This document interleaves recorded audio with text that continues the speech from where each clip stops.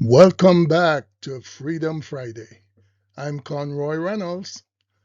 The expression wise men from the East found in Matthew 1 is widely known throughout many parts of the world, especially where Christianity is the dominant religion. But did you know that expression, wise men from the East, has deep roots in the black world of the Bible? In this episode of Freedom Friday, we will examine the Old Testament evidence to help us get a clearer understanding of just who were those wise men from the East and where they got their wisdom. But first, let me ask a question. Who is considered the wisest of men in the Bible? Without a doubt, I'm sure everyone will say Solomon. He, above all others, is famous for his wisdom, a wisdom bestowed by God. Now, let's read 1 Kings 4:29 and 30. God gave Solomon wisdom and very great insight, and a breadth of understanding as measureless as the sand on the seashore. Solomon's wisdom was greater than the wisdom of all the people of the East, and greater than all the wisdom of Solomon.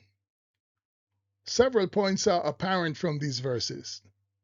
Because Solomon's wisdom came from Yahweh, it surpassed any other wisdom in the ancient world. To emphasize the greatness of his wisdom, the scripture compares it with the people who were most famous for their wisdom, the people of the East and the Egyptians. So, notice how the people of the East are linked to the great black civilization of the time, Egypt. In fact, the scripture identifies Egypt as the great center of wisdom in the ancient world. Even in New Testament times, when the Roman Empire rose to ascendancy, they looked upon Egypt still as the great center of wisdom.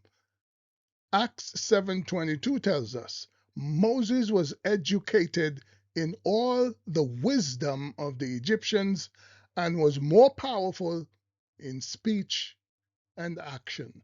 So, because he was educated in all the wisdom of the Egyptians, he was more powerful in speech and action. So, when the Old Testament refers to the Eastern people as wise and associates them with the Egyptians, it's a clear indication that they received their wisdom from the Egyptians, just as did the Greeks and all the other great civilization of antiquity. Sheikh Anta Diop, the greatest African historian, noted, it must be strongly emphasized that the Greeks never said they were students of the Babylonians or the Chaldeans. Their most reputable scholars will always boast about having been the pupils of the Egyptians, as the writings of their biographers reveal.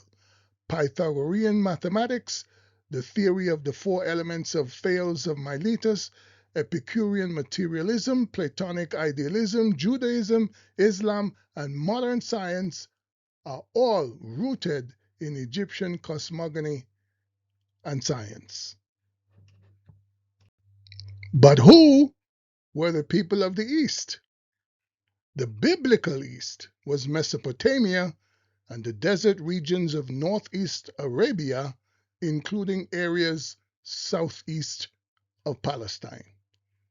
Among the desert tribes inhabiting those regions were the Midianites and the Amalekites. You remember, they invaded and subjugated the Israelites as they attempted to settle in Canaan.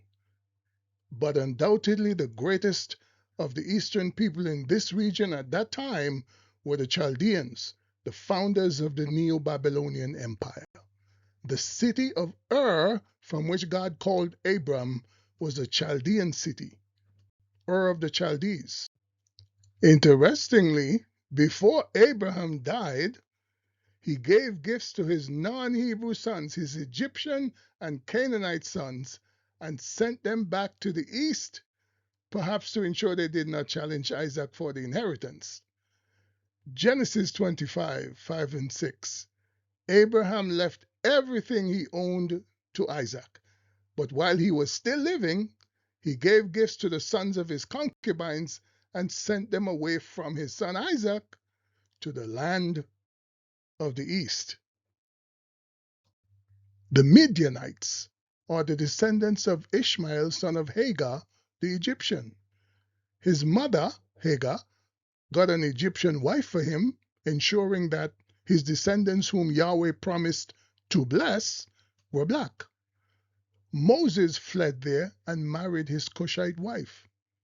His father-in-law, Jethro, a priest, likely received his knowledge of Yahweh through their ancestor Ishmael, son of Abraham.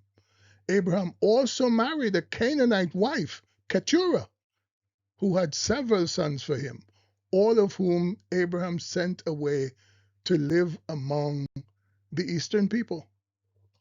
As for the Chaldeans, Dr. Diop quotes the ancient Greek historian Diodorus, who wrote that the first Chaldeans were a colony of Egyptian priests who settled around the upper Euphrates. They were known for their knowledge of the stars. They were astrologers. This was the source of their reputation as wise men. Dr. Diop tells us that Chaldean, the word Chaldean, formed the root of the Greek word for astrologer. George Rawlinson, the eminent British historian of the 19th century, wrote that the ancient Babylonians, the Chaldeans, were connected to the descendants of Ham. So the Bible and history appear to be in agreement that the Chaldeans, as the wise men of the East, inherited their knowledge of the stars and other subjects from the Egyptians. It is also likely that Job might have been a Chaldean. The Bible refers to him in Job chapter 1 and verse 3 as the greatest man among all the people of the East. He was the wisest of the wise among them. So, was Job a black Chaldean? Certainly a possibility. It's also more than possible that the three wise men from the East who followed the star and came to worship the newborn Messiah were black Chaldeans.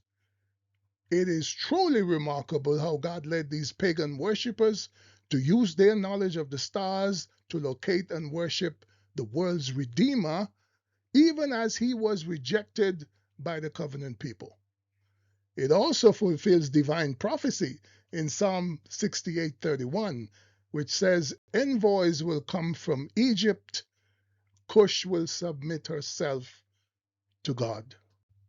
So to conclude, the biblical account is essential in setting the record straight. Biblical history and theology, so long a tool for maintaining white supremacy, can now be the cornerstone for reigniting black consciousness, especially among people of faith. The Bible makes it abundantly clear.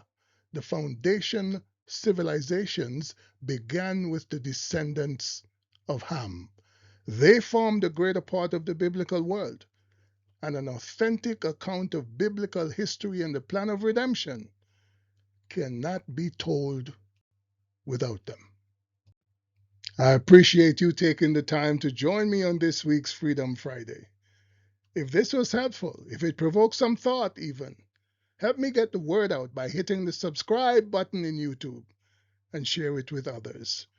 Remember, God has preserved the greatness and wisdom of Africa in you. Let's remember where we came from.